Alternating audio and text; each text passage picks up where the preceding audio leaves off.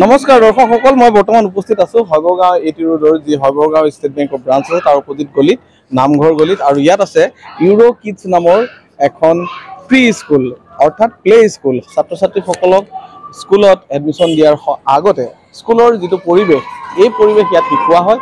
আৰু ইয়াত summer camp অনুষ্ঠিত হৈছিল আজি 5 দিনীয়াকৈ। আজি শেষৰটো দিনত এই 5 দিনত তেওঁলোকে কি কি শিকিলে তাৰ ওপৰত কিছু প্ৰদৰ্শন হ'ল আৰু উৎকৃষ্ট ফলাফল দেখুওৱা ছাত্ৰ ছাত্ৰীক তেওঁলোকে বিভিন্ন পুৰস্কাৰে পুৰস্কৃত কৰিছে। আহক ভিতৰলৈ যাওঁ, ইয়াত কেনেধৰণৰ এক্টিভিটিবিলাক হয়, ছাত্ৰ ছাত্ৰীক কি শিকোৱা হয়, প্ৰিন্সিপালৰ সৈতে কথা পাতিম, দুগৰাকীমান ব্যক্তিৰ সৈতেও কথা পাতিম। আহক ভিতৰলৈ যাওঁ।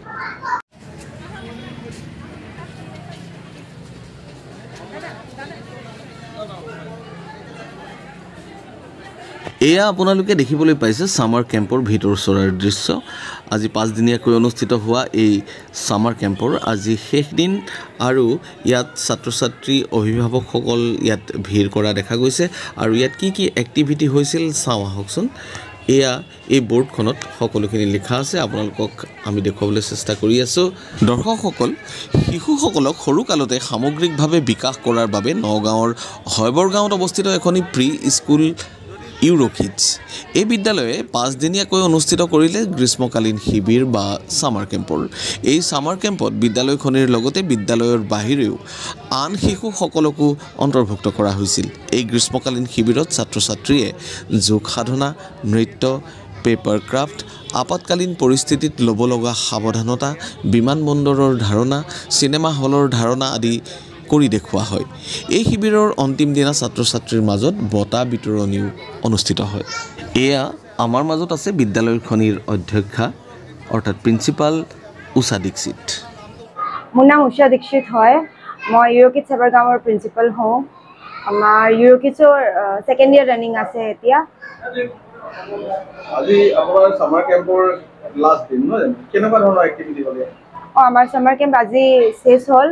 আমাৰ বিভিন্ন ধৰণৰ এক্টিভিটি আমি কৰিছোঁ। লাইক ফাৰ্ষ্ট ডে আমাৰ এয়াৰপৰ্টৰ ৰেপ্লিকা বনোৱা হৈছে ইয়াতে, যাতে ষ্টুডেণ্টে মানে এক্সপিৰিয়েঞ্চ কৰিছে যেতিয়া এয়াৰপৰ্টত যায় তেতিয়া কি হয়, মানে লাইক লাগেজ চেক ইন আছিলে, চিকিউৰিটি চেক ইন আছিলে, তাৰপিছত ফ্লাইটত উঠিব এয়াৰ হোষ্টেছে কি ইনষ্ট্ৰাকশ্যন দিয়ে, তেনেকুৱা আমি পূৰা এটা ড্ৰামা ক্ৰিয়েট কৰিছোঁ। আৰু আমাৰ প্ৰপছ আছিলে ইউজ কৰি পূৰা মানে এয়াৰপৰ্টৰ নিচিনা আমি ৰেপ্লিকাটো কৰিছিলোঁ। তাৰপিছত 2nd ডে আমাৰ মুভি শ্ব' আছিলে, তাতে আমি থিয়েটাৰৰ নিচিনা মানে পূৰা আমাৰ ডেক'ৰেশ্যনটো আছিলে।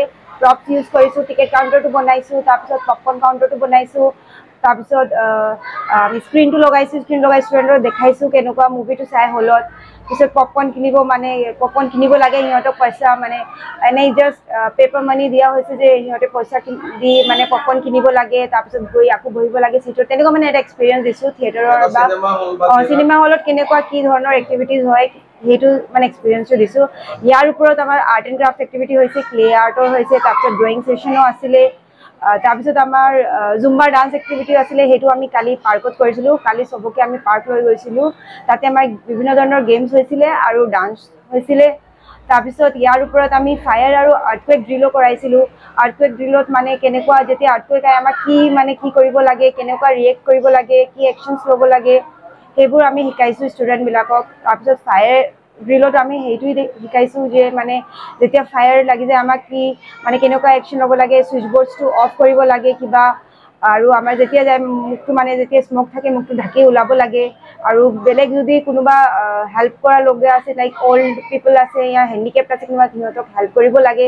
তেনেকুৱা মানে পূৰা এক্টিভিটি আমি দেখাই মানে ড্ৰামাটো ক্ৰিয়েট কৰি টিচাৰবিলাকৰ লগত সিহঁতক মানে শিকাইছোঁ এইটো কেনেকুৱা কৰিব লাগে।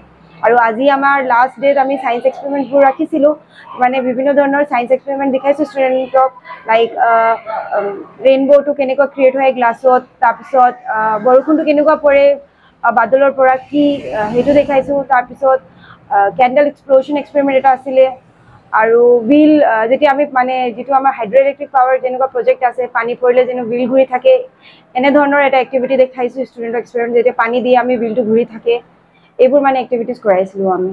আৰু ইয়াৰ ওপৰত গেমছ ডান্স এইবোৰ আমাৰ ৰেগুলাৰ থাকিছেই, আৰু স্নেক্সবোৰো অলপ কিবা থাকিছে ষ্টুডেণ্টৰ কাৰণে, ৰিফ্ৰেছমেণ্টৰ কাৰণে। আৰু সিহঁতে বহুত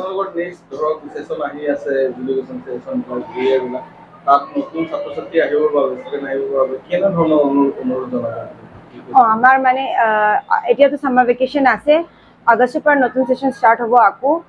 যদি কোনোবা মানে এডমিশ্যন ল'ব বিচাৰে 2 years to 6 years লৈকে আমি স্কুলত এডমিশ্যন লওঁ যদি কোনোবা মানে ঘৰত ল'ৰা ছোৱালী আছে তেনেকুৱা আৰু সিহঁতে যদি মানে আমাৰ স্কুলত ভিজিট কৰিব বিচাৰে কি মানে আহি চাব লাগে কি কেনেকুৱা আছে আমাৰ ষ্টাফটো কেনেকুৱা আমি কেনেকুৱা ধৰণৰ ক্লাছত এক্টিভিটিবোৰ কৰাও কাৰিকুলামটো কি আছে সিহঁতে নিশ্চয় আহিব পাৰিব এটা ফোন কৰিলেও আহিব পাৰে যদি সামাৰ ভেকেশ্যনত আহিব বিচাৰে সিহঁতে কাৰণ স্কুলটো বন্ধ আছে ফোন নম্বৰটো হ'ল আমাৰ 9678883638 যদি কোনোবা মানে সামাৰ ভেকেশ্যনৰ মাজত আহিব বিচাৰে সিহঁতে কল কৰি আহিব পাৰিব আমি থাকিম ইয়াতে আৰু ইয়াৰ ওপৰত যদি আগষ্টৰ 4 তাৰিখৰ পৰা আমাৰ স্কুলটো খুলি যাব আৰু যদি সিহঁতে ভিজিট কৰিব বিচাৰে সিহঁতে 4 তাৰিখৰ পৰা কেতিয়াও আহি ভিজিট কৰিব পাৰিব আমাৰ স্কুলৰ এড্ৰেছটো হ'ল 80 ৰোড নামঘৰ গলি অপজিট অফ ষ্টেট বেংক হেভাৰ গ্ৰাউণ্ড ব্ৰাঞ্চ ইউৰো কিডছত বৰ্তমান চলি আছে গ্ৰীষ্মকালীন বন্ধ সেয়ে আপুনি যদি যোগাযোগ কৰিব বিচাৰে তেন্তে এই ফোন নম্বৰটি নোট কৰি লওক 9678883638 পুনৰবাৰ কৈছোঁ 9678883638 নতুন বৰ্ষৰ বাবে পাঠদান অনুষ্ঠিত হ'ব অহা আগষ্ট মাহৰ 4 তাৰিখৰ পৰা এনেধৰণৰ বা বাতৰিৰ বাবে চাই থাকক ৰূপহী অসম আৰু বিভিন্ন বা বাতৰিৰ বাবে যোগাযোগ কৰিব পাৰে 7002171404 এই নম্বৰত